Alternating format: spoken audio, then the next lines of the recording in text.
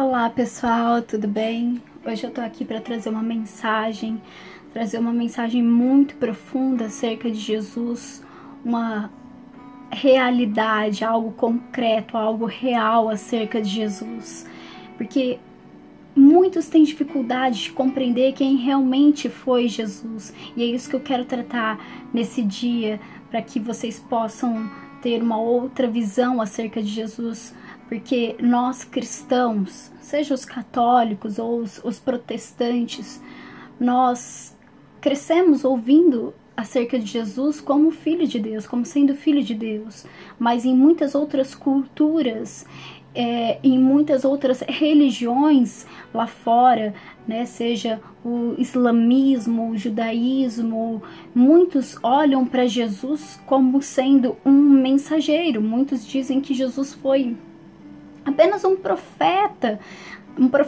sim de Deus, um profeta de Deus.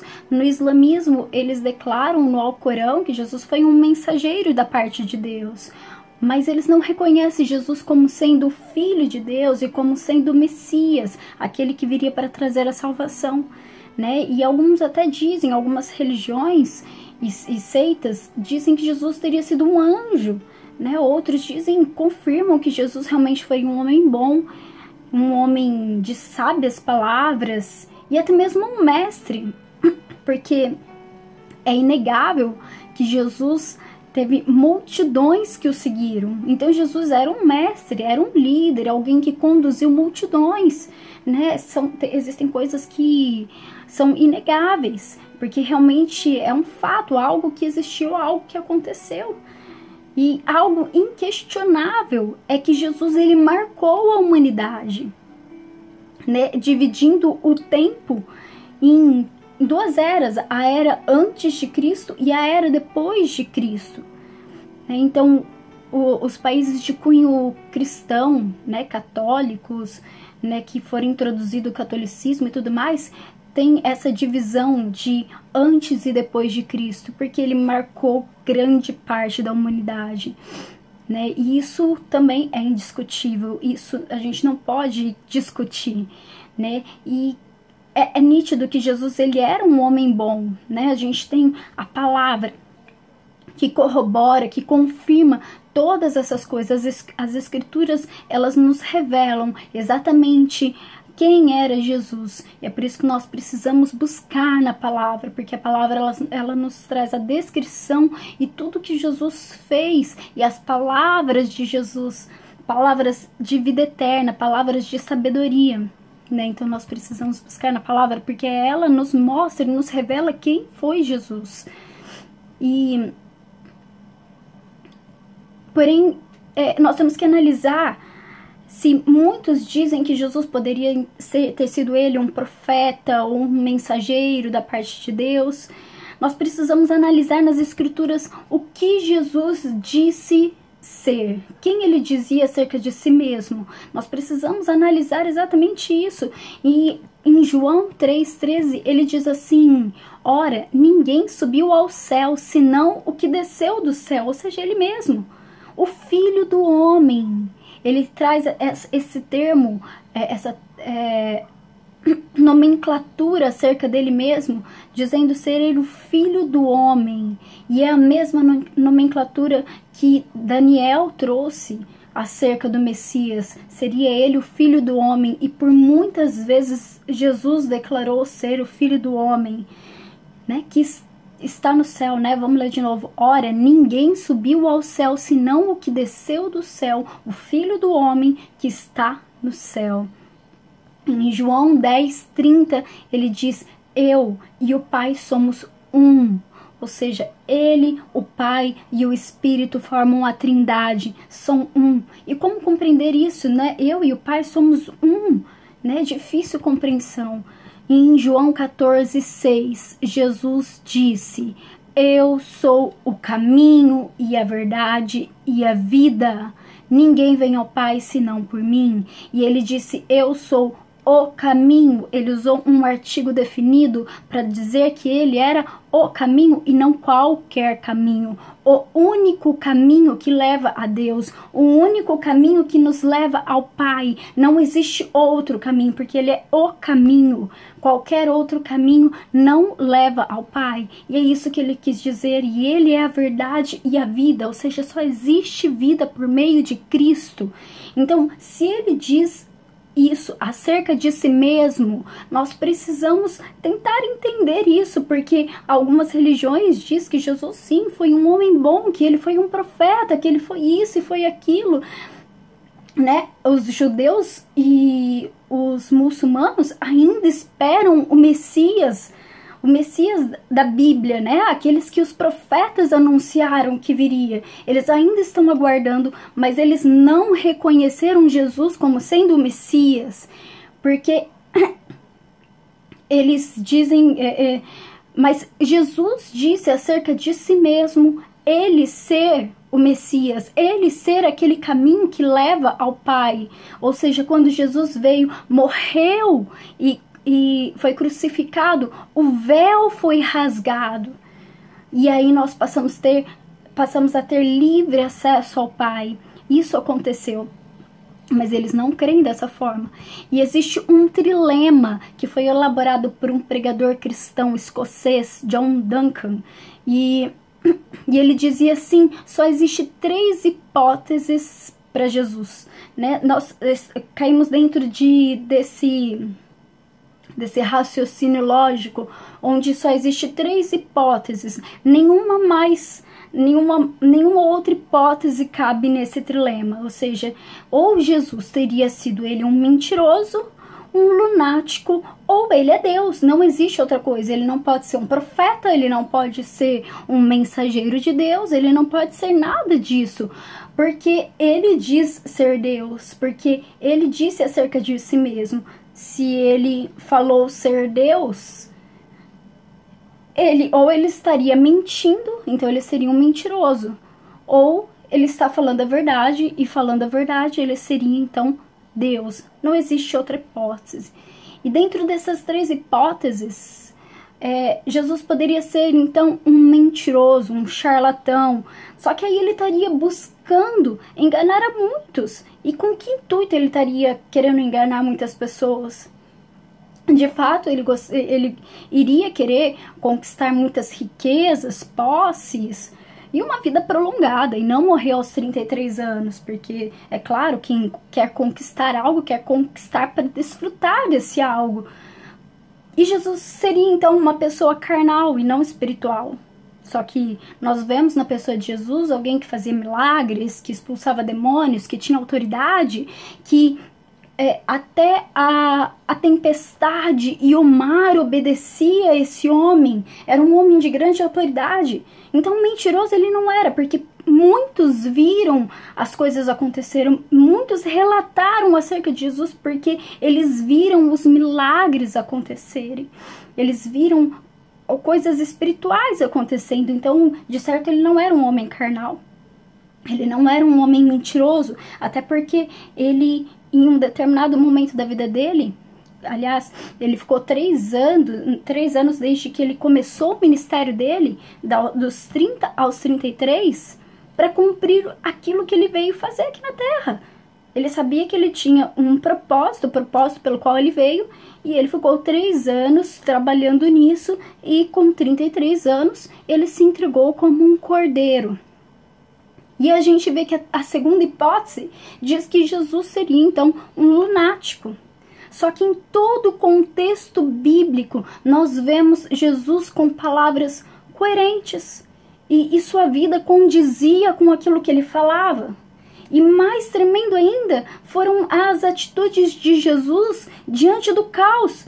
Porque quando os soldados chegaram diante dele, que foi um momento mais tenso da vida dele, porque estava próximo, estava iminente a sua morte, e diante daqueles soldados, Pedro vai e corta a orelha de um dos soldados, e Jesus diz, não é a hora, não, abaixa a espada, porque você acha que eu não poderia pedir para o meu pai, ele não enviaria um exército de anjos para me proteger?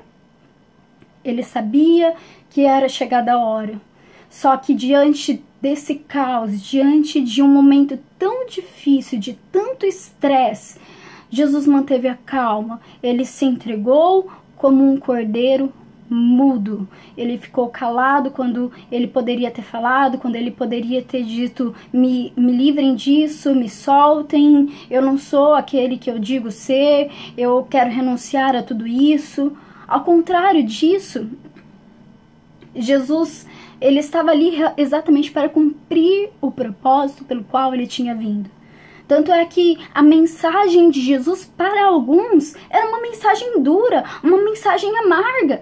E muitos, muitos da multidão começaram a deixar Jesus quando percebeu que era uma palavra dura, uma palavra de algo espiritual sobre o reino, e muitos não compreenderam isso porque eram muito carnais. Eles não entenderam a mensagem de Cristo. E muitos deixaram Jesus por achar uma pregação, uma ministração muito dura. E Jesus, ele não muda o discurso dele porque ele viu pessoas indo embora. Pelo contrário, ele vira para os seus discípulos: e aí, vocês também vão embora? Vocês também vão me deixar? Vocês acham que a palavra é muito dura? E então Pedro vira e fala assim: não, Jesus, porque para onde nós iremos? Para onde iremos se só tu tens as palavras de vida eterna? Para onde nós iremos? Só o Senhor tem palavras que é para a vida eterna, que não é para essa vida apenas. E eles andando ali ao lado de Jesus todos os dias. É claro que eles poderiam ter visto Jesus como um lunático ou um mentiroso, mas andando todos os dias ali ao lado de Jesus por um longo período de tempo, eles teriam percebido Jesus uma pessoa carnal, Jesus um louco. Com certeza eles teriam reconhecido esse perfil em Jesus, porque você andar ao lado de alguém, conviver com alguém, né, isso é de fácil análise, né? Seria possível eles analisarem se Jesus realmente ele era Deus ou era um homem carnal. Mas depois que Jesus morreu, Jesus não estava mais aqui encarnado num homem, e eles continuaram o ministério, eles continuaram o legado que Jesus tinha deixado na vida desses discípulos. E eles estavam ali dispostos a pagar um preço, porque eles viram que Jesus havia morrido por eles. E a maioria dos seus discípulos morreram também, foram mártires, foram martirizados, porque existia uma causa nobre. Porque ninguém morre por qualquer coisa. Ninguém se entrega por qualquer coisa. Se a gente olha para algumas religiões, como o islamismo, que coloca pessoas, que doutrina pessoas, que faz uma lavagem cerebral na cabeça das pessoas para que elas entreguem a sua vida por algo, né, em troca de algo. E eles prometem a vida eterna, eles prometem algo que vai além dessa vida, porque essas pessoas, elas têm que entregar a sua vida, deixar de viver nessa terra. Então teria que ser por algo espiritual, por algo que não está nessa terra. Morrer seria algo honroso para ele, seria algo que traria alguma coisa em troca. E esses homens, os discípulos de Jesus, eles estavam dispostos a morrer por Jesus, porque era uma causa nobre, era uma causa que valia muito a pena, porque eles andaram com Jesus. E não, então nisso nós vemos que Jesus não era um lunático, ele não era um louco, porque eles estavam ali dispostos a continuar pregando, eles queriam pregar, e não importasse, eles precisavam falar sobre Jesus, não importasse se eles fossem ter a cabeça decepada, se eles fossem ser crucificados como Jesus, mas eles reconheceram que Jesus era o Messias, mas não porque eles viram Jesus de longe, mas sim porque eles andaram com Jesus e reconheceram que Jesus era Deus, e ficaram admirados quando Jesus fazia as coisas, quando Jesus andou sobre o mar, eles viram coisas maravilhosas que não viria jamais de um homem normal, de um homem louco. E excluindo essas duas hipóteses, de Jesus ser um homem mentiroso e Jesus ser um lunático, a única hipótese que sobra seria Deus. Jesus só pode ser Deus. Alguns vão questionar a questão da veracidade da palavra, mas a Bíblia, em 2000 anos, ela foi preservada, em mais de 2000 anos, né? E isso a gente vê quando eles encontraram os manuscritos do Mar Morto, né? Isso é fato, aconteceu não muitos anos atrás, e eles, assim, foi lá por 1940 e pouco, e eles encontraram esses manuscritos que foram escondidos ali, manuscritos da época de Cristo, e eles, confrontando com a Bíblia de hoje, eles confirmam que a Bíblia foi preservada, que não foi adulterada, né? E quando nós pegamos os evangelhos, quando eles foram juntados, existia credibilidade em cada um deles, né? Eles foram pegando aqueles livros de maior confiança, ou seja, dos discípulos, aqueles que andaram com Jesus, né? João, Pedro, Lucas, que essa passagem que nós vamos ler, Lucas, ele era um homem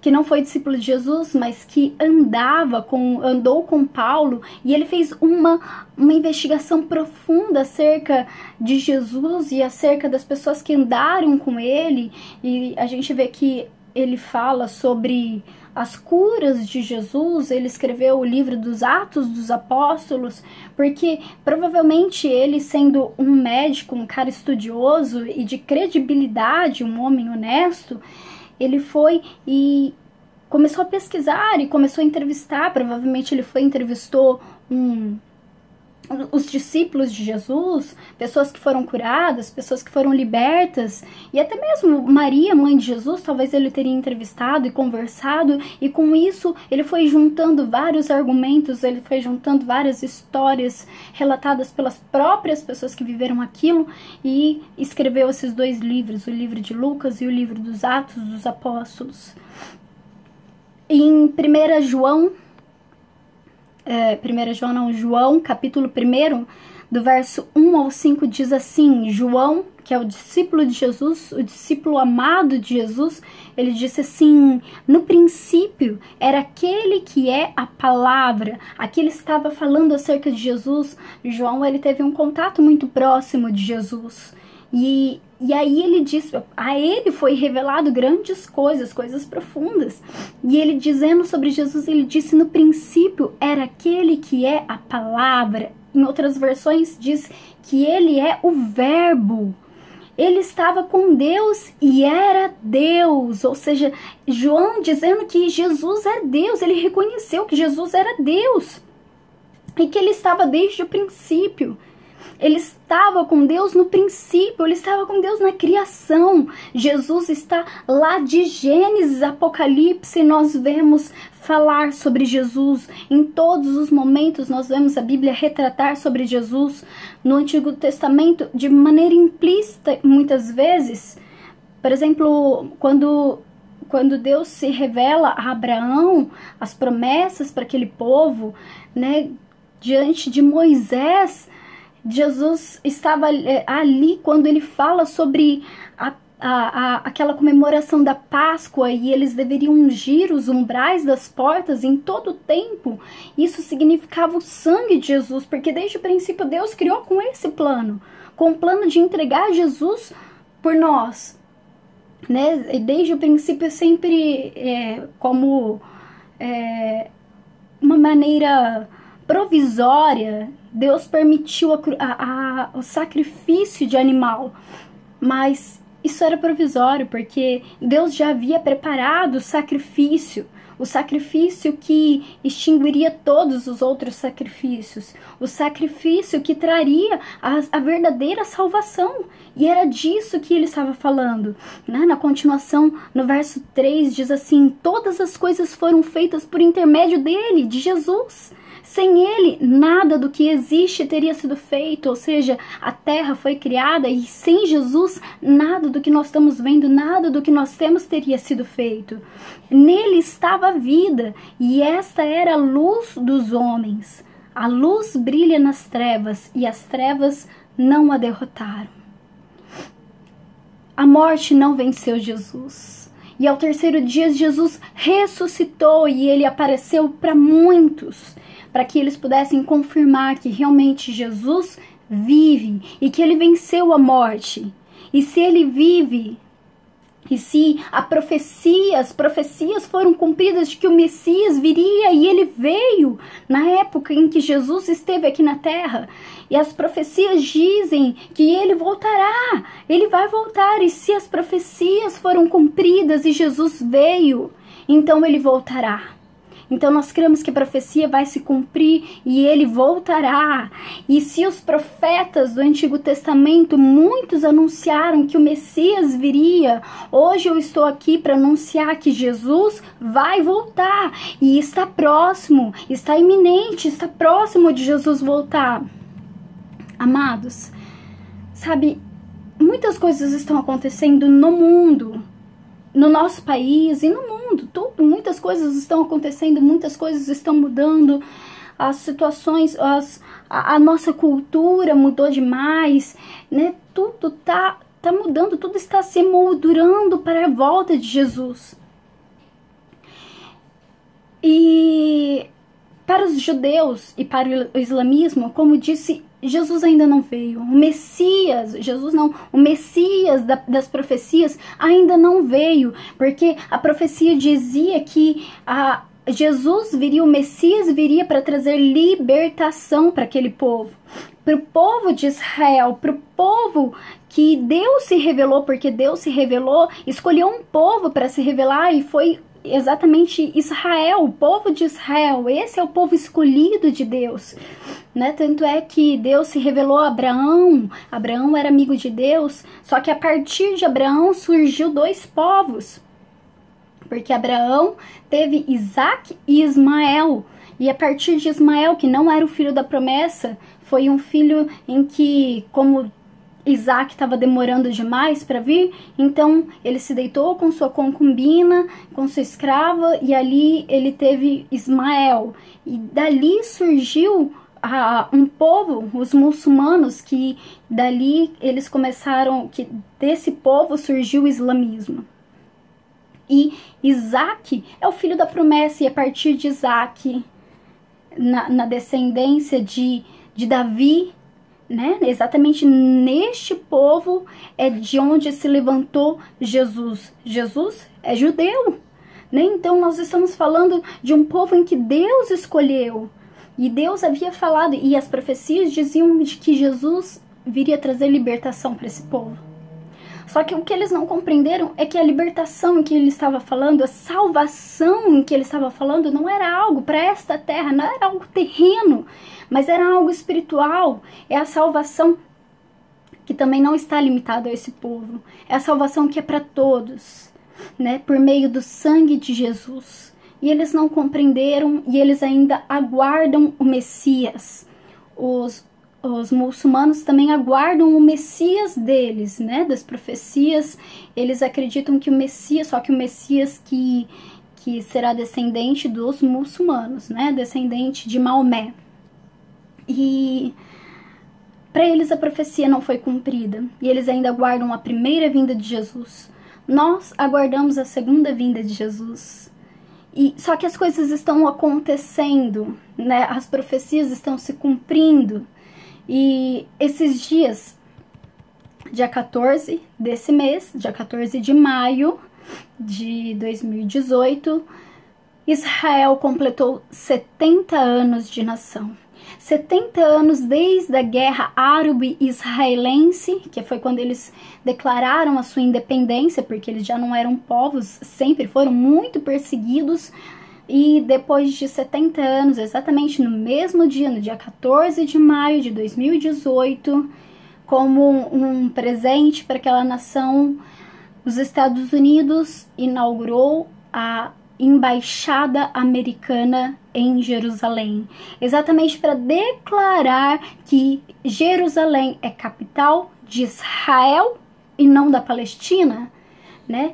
E isso é um grande confronto para toda a nação, porque a maioria dos países estão contra Israel e a favor da Palestina. O Brasil tem levantado a bandeira da Palestina. Esses dias, ali na Fiesp, aqui em São Paulo, eles colocaram a bandeira da Palestina, né?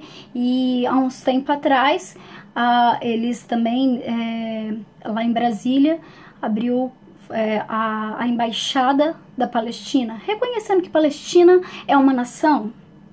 E o nosso país, junto com vários países na ONU, são contra Israel. Bom, diante de tudo isso, os Estados Unidos, que é uma grande potência, está se voltando contra várias nações, né? E isso gera uma grande ira para os muçulmanos. Só que também existe uma outra promessa de campanha de Trump, que é da reconstrução do templo, a reconstrução do terceiro templo. Isso para os judeus significa muito, significa a vinda do Messias, porque quando foi reconstruído o templo, o segundo templo, veio o Messias. Só que eles não reconheceram o Messias, e então eles aguardam a reconstrução do terceiro templo. E, inclusive, naquela época, Jesus disse: não passará antes que todas essas coisas aconteçam, não ficará pedra sobre pedra antes que termine essa geração. Quando completou 70 anos depois de Cristo, o Império Romano destruiu o segundo templo, né? E veja que isso é muito importante para eles.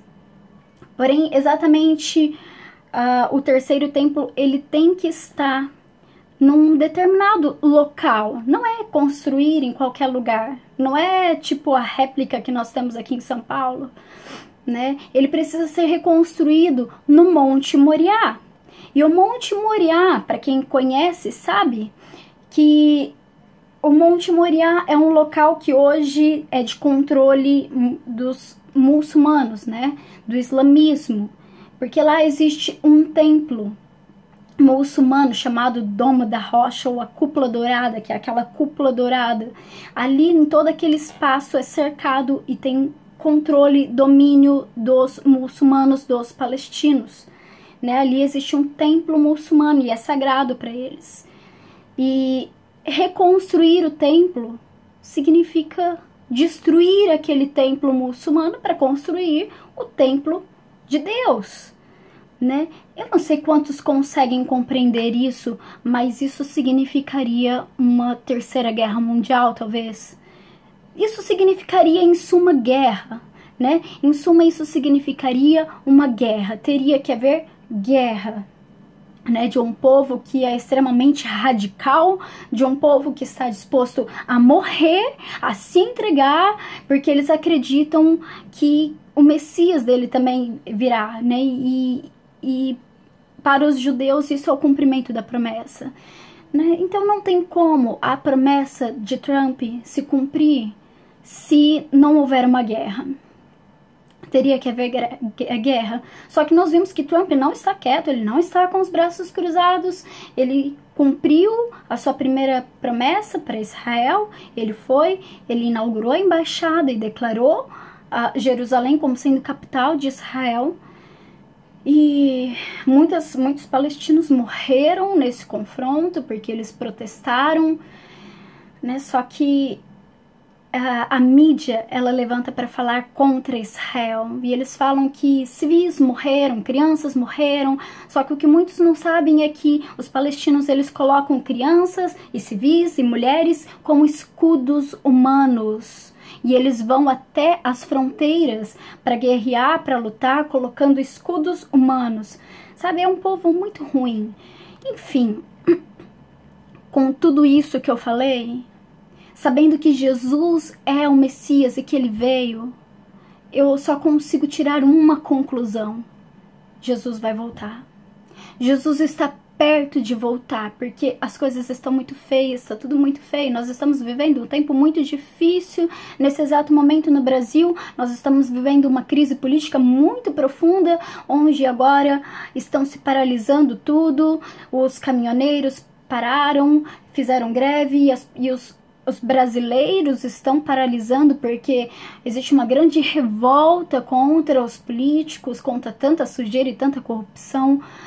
E muitas coisas mostram, né? Nós precisamos analisar as evidências, e tudo isso está se emoldurando, tudo isso está acontecendo com um propósito, e nada vai acontecer que não esteja nos planos de Deus. Mas eu creio que tudo isso está acontecendo com a permissão de Deus, porque Jesus está às portas. Talvez precise exatamente acontecer momentos difíceis, precise talvez de uma guerra, talvez precise de tribulações, para que muitos possam se voltar para Deus, para que muitos possam se arrepender e voltar para Deus, para que muitos possam se arrepender e conhecer e decidir se entregar para Deus e decidir aceitar Jesus como o único Senhor e Salvador, porque Ele veio com este propósito, trazer salvação.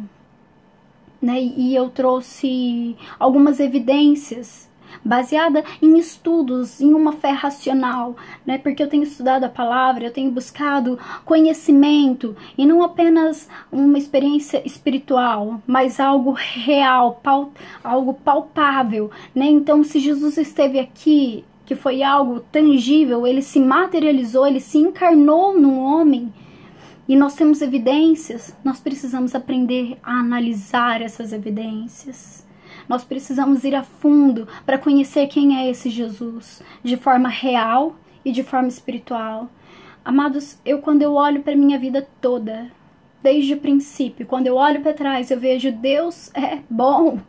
E eu consigo reconhecer Jesus em tudo na minha vida, porque Deus tem sido um Deus de amor, um Deus de misericórdia, um Deus que me alcançou e que mudou a minha vida por completo. Então hoje eu tô aqui para declarar que eu não sou nada sem Ele, e para anunciar como os profetas, como uma voz que clama no deserto, para dizer: voltem para Jesus, estejam preparados a tempo e a fora de tempo, para pregar a palavra, para anunciar a verdade, e não só para isso, para aqueles que estão afastados voltarem ao caminho, porque Jesus, Ele é o único caminho que leva ao Pai, o único que trouxe a salvação.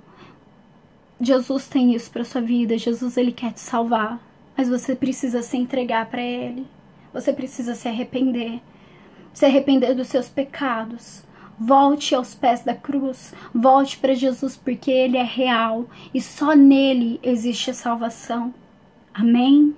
Deus abençoe vocês.